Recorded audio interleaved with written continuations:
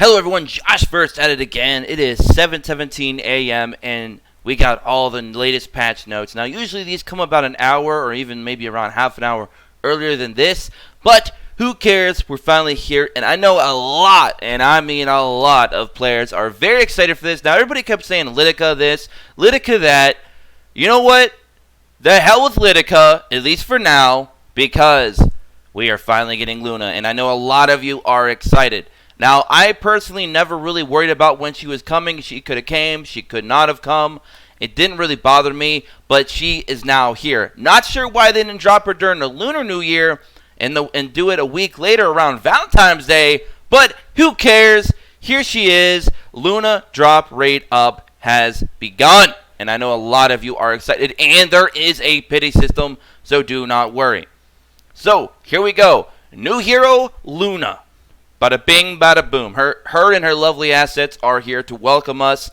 I'm not going to go too much into her skill description because we've already talked about that in our Luna video a couple weeks ago. Plus, she's already been in the game files for a long time and in the hero journal, so a lot of you are probably already familiar with her skills. Now, she is going to be a wyvern killer alongside our girl Kisei. If you have Kisei and you have the stones available to pull for Luna, I am sure that you are going to have a very, very powerful wyvern slaying team. But is she just good for wyvern? No. She's good for a lot of the game content because she is one of the hardest DPSers in the game, alongside, I'd say, Challenger Dominio and maybe even Commander Lorena, just to name a few. Very, very powerful unit, very, very strong. She gives herself that self-crit, which is amazing, and she can even lower down that S3 cooldown with her S1. So, there you go.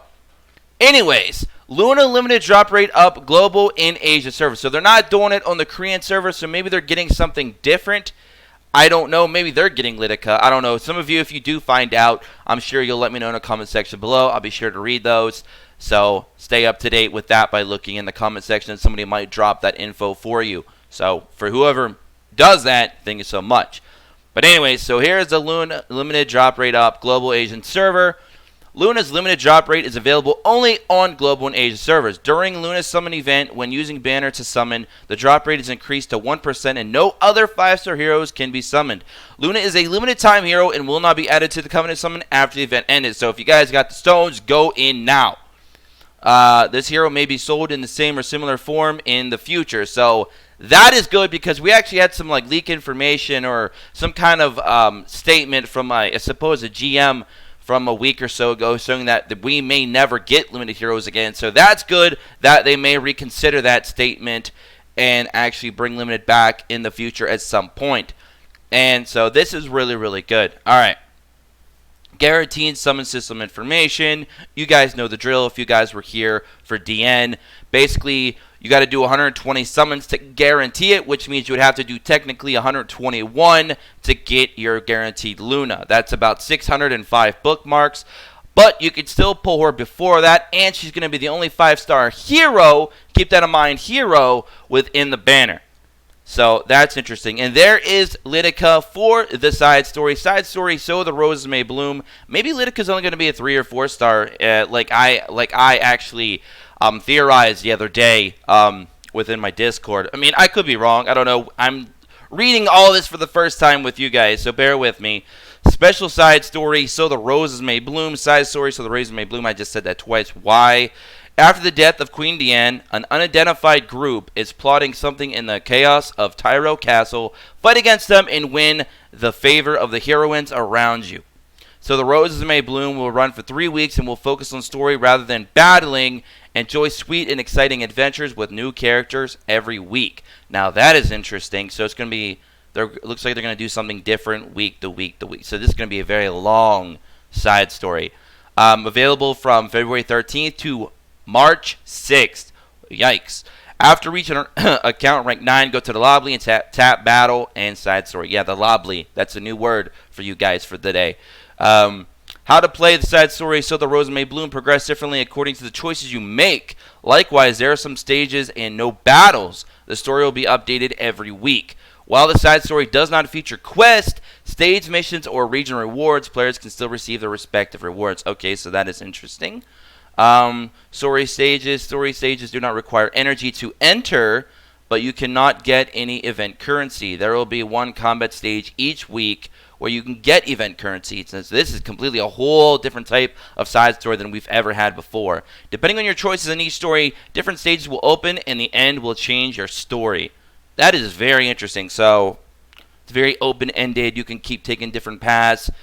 Different paths will lead you to other paths. It's just it's a maze, and I like that. It's very interesting. Definitely something to look into, and we may even do some of this actually live, because this seems very interesting. I would love to play this with you guys on a live stream, so we may do that later today, if not tomorrow. I don't know. We'll see what happens. We're definitely going to be doing a live stream of our Luna summons on at least our main account. I'm not sure if I'm going to have enough for the side account yet. We'll see. But definitely on the main account, we're going to be dropping some Luna summons here later today, hopefully. So that's going to be pretty cool. So make sure you subscribe if you're new for that. Story stages can be made. Again, use the map movement arrow button or the world map to access different days and try the bad, good, and special endings. Very interesting. This is like very different. I like this actually. Battle stages. There will be one battle stage each week. Entering the stage will consume energy, and clearing the stage will reward event currency. Each battle stage has a total of 4 difficulties, and players may select a higher difficulty after successfully clearing the one before it. The first battle will take place NPC heroes. Higher difficulties will result in a higher amount of event currency rewards, obviously. So as you can see here, we have that.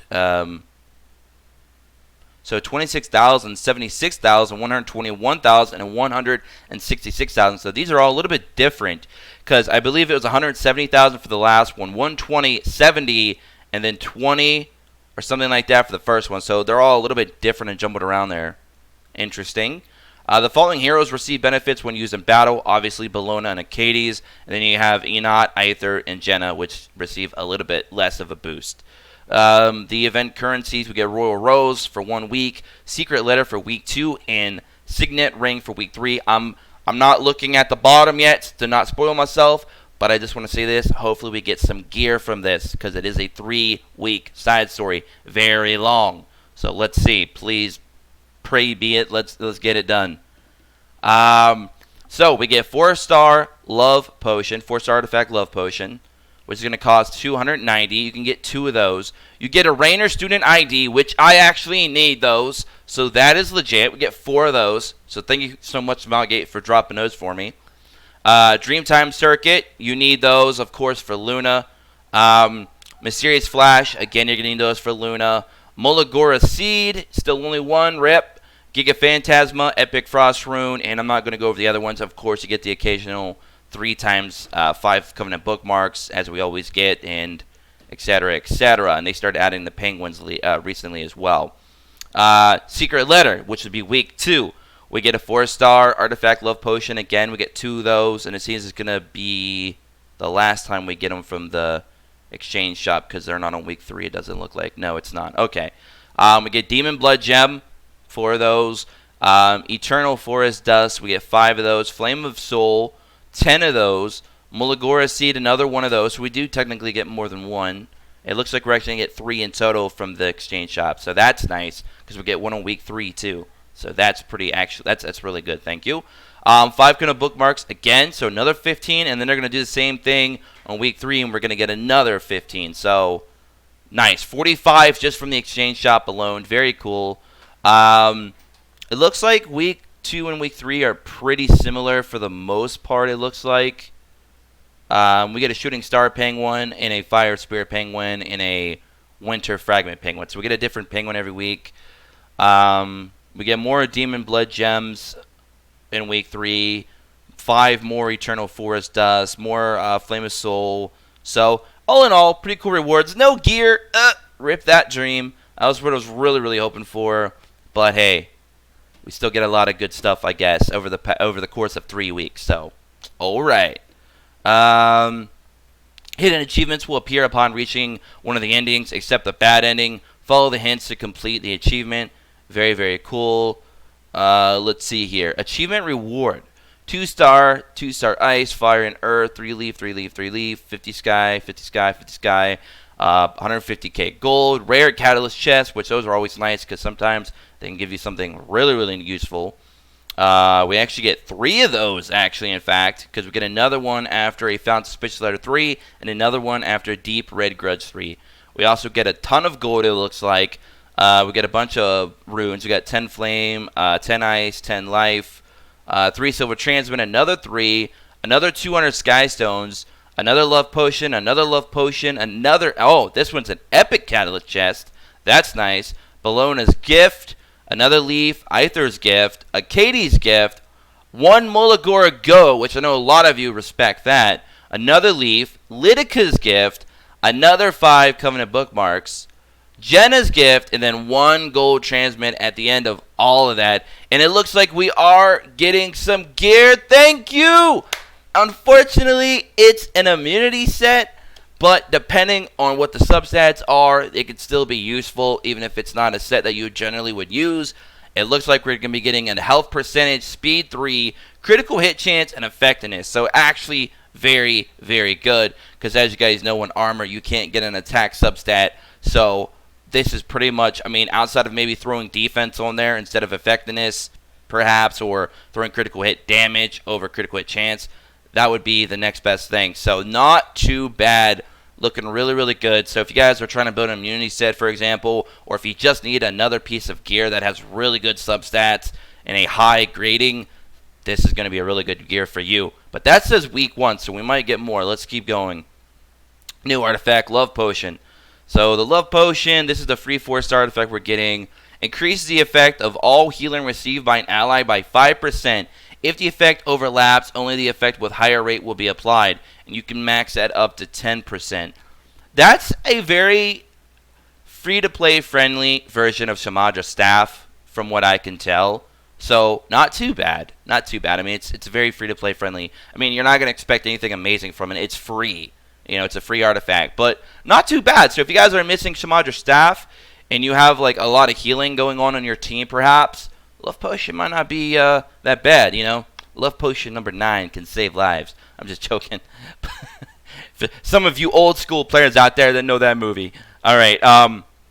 Bonus event currency system. Additional event currency will be can't talk today. Rewarded according to the skill level of an equipped Love Potion. So that's interesting. So level 1 gives you 15%. Level 1 to 6, it looks like, actually. 6 to 8 gives you 25%.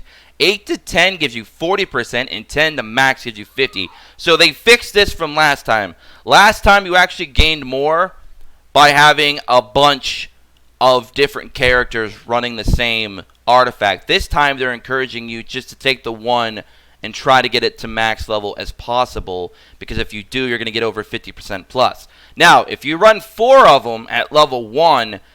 you know, 1 on each of your characters that you're farming the event for, that's 15% each, which would actually be 60%, which is still more. So I don't know if they fixed it all the way, because you're still probably better off. But then again, maybe that's not how you want to farm. You know, maybe you're farming fodder, so you can't run the Love Potion on 4 different characters.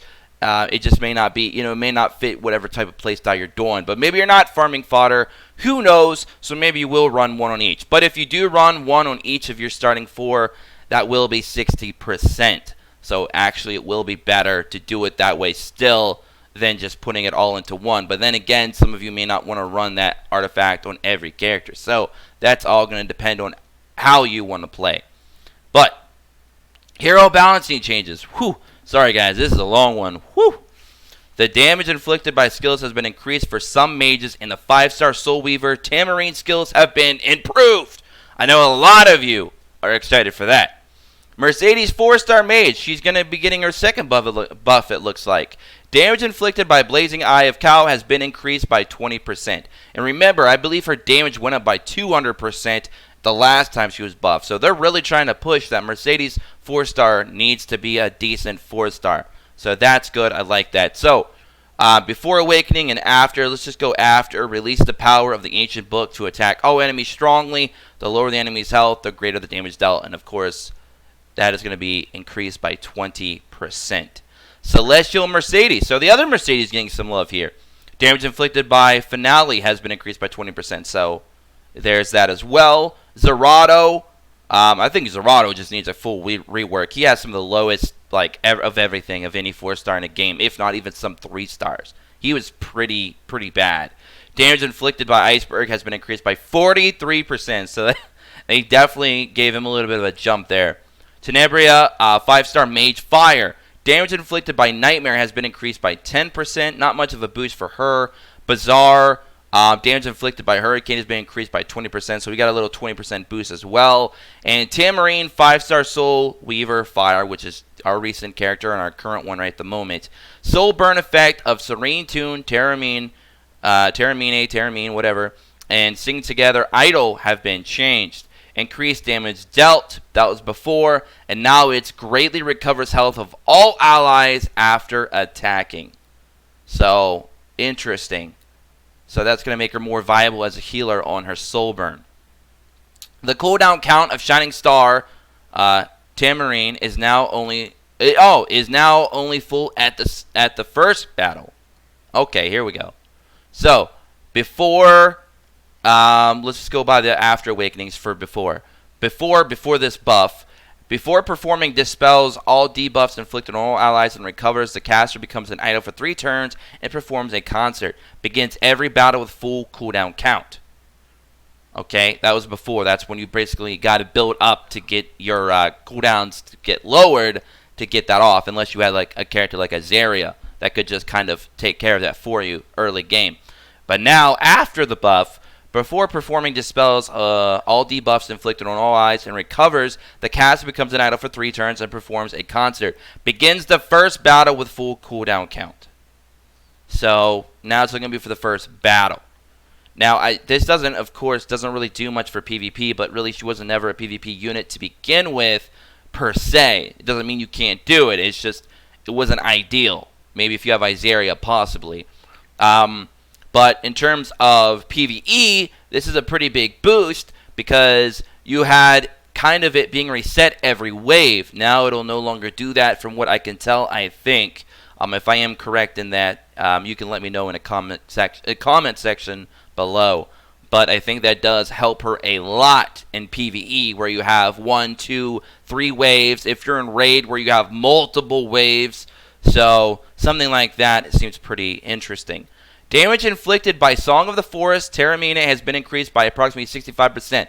So like I've been saying, I theorized this was going to happen. If you look at Tamarinne's, Tamarinne, I always say Tara, I don't know why I do that. Sorry, I do apologize. Take a shot every time I mispronounce her name. Tamarinne, excuse me, has a built in, just like she wants to be a heavy hitter on her S1, and everyone told me no, and I'm like, look at her awakenings. All of her awakenings for the most part are like what, plus 6% attack. Her attack stat is almost on par with a lot of thieves in the game, DPSers in the game, which is insane. And she's very, very fast, obviously, and she had lower health than most Soul Weavers. And her devotion gives you crazy attack percentage, especially if you were lucky, like some of the people in our Discord, like the quote-unquote whale out. You know who I'm talking about. They got their Tamarinne up to like 6, 7, 8, 9, 10% attack on her devotion because they got so many dupes of her. So she was built around attacking, which is just so different from most of the other Soul Weavers we know in the game. So I think a lot of people were kind of taking that for granted. And now with this 65% attack boost, people may start actually building her for basically offense instead of defense. So very interesting. And then the effects of Climax Idol has been changed. Before, with a powerful performance, increases attack of all allies for 2 turns and increases combat readiness by 30%. Now after the buff, with a powerful performance, increased attack of all allies for 2 turns and increased combat readiness by 30%. Recovering health, amount recovered increases proportional to the caster's max health. So now you have a skill that actually scales to her max HP. So very interesting. So there's a lot of ways you can build her now. You could build her tanky with some offensive potential, you could build her just speed and HP, just so you can try to spam all of her skills as much as possible, especially if you want to keep getting to that idle form. There's a lot of different ways that you can build her, but it's very interesting that they increased her S1 by 65%. Very interesting. Song of the Forest heals all allies with a peaceful melody. Amount recovered increases proportional to the caster's max health. Oh, I didn't even read that. My apologies. So that scales to your max HP as well. Decreases cooldown of Shining Star by 1 turn. And of course, I believe that's her S1 after she's idle. I think. I might be wrong on that, but I think that's what that is. But anyway, other improvements and bug fixes. Heroes, an issue has been fixed. Artifacts, a 5-star artifact Shamadra Staff. Soul Weaver's description has been updated to match its effect. There is no change to the skill itself. So basically, they increase the effect of all healing received by an ally by 40%. If the effect overlaps, only the effect will be applied. So there you go. Let's see here. Side stories. In battle stages in So the Roses May Bloom, the amount of gold rewarded from treasure chests increases with stage difficulty. You can actually get up to 25k gold if you do it on Hell mode. So very, very cool there. In the battle stages in So the Roses May Bloom, the level of equipment rewarded from treasure chests increases with the stage difficulty. You can actually get up to 57 gear, guys. 57 on Hell mode. In the battle stages in So the Roses May Bloom, the amount of event currency rewarded from treasure chests increases with stage difficulty, and you can get up to 25 on Hell mode, and then 30 for Goblin. Goblin increases with Golden Goblin increases with stage difficulty up to 30 on Hell. And that's at like that golden altar that you can like walk into, and you go into like a room and pick up a chest. So you can get up to 30 on Hell from there as well. Very interesting. Guild. New accounts now have maximum guild crest upon creation. Very interesting. In Guild War, the pre-war offensive team formation feature has been removed. Victory points. Guild War results now display as Havoc. When attacking Guild War, the messages displayed on a player do not have a sufficient number of guild crests have been improved. Okay, etc., etc. Battle. Banshee, Hunt 11, Banshee Lord. Starlight's debuff now displays correctly. Let's just go through them. Just kind of skimming here. Okay, so... Alright, still no speed button. As you guys know, if you guys were looking at the Google Play Store, they relaunched old images that they posted a long time ago back in, I believe, like November, when they were kind of like promoting the game before global release, I do believe. And they actually had speed buttons at the top right. Well, they brought those pictures back again recently, and a lot of us thought they were new because we were unaware of the older pictures. So apparently that was in the game pre-global launch, and it's unfortunate that those buttons are still not there because a lot of us need those buttons because animations are beautiful to look at, but after you've watched them 1,000 times, it gets quite annoying. When you're farming, the last thing that you want to see at this point, especially if you're like mid to end game and you're farming constant fodder, or you're farming for artifacts, or you're going in for hunt, the last thing you really want to see is the animations played over and over and over, especially if you're rocking Soul Weavers who have a lot of very long animations, and it makes the farm a lot longer than it really needs to be, and sometimes grueling to watch. So a lot of us were hoping that those buttons were maybe coming back. Maybe that was like a precursor to them dropping them by releasing those images again for some reason, knowing that everybody can clearly see at the top right there's speed buttons, but no speed buttons. So hopefully that comes in a future update. But anyways, I hope you guys all enjoyed this. I do not believe I missed anything here. This is just the Luna banner, I do believe, and then them just going over the whole maintenance thing that's going to be going down later today. So anyways, hope you guys all enjoyed. Subscribe if you're new for more Epic 7 content and other content we do here on the channel. Be sure to check us out in the description below at our Discord so we can keep the conversation going before and after the videos. Drop a like if you did. Comment below what you guys think about all this news. Are you excited Luna's here?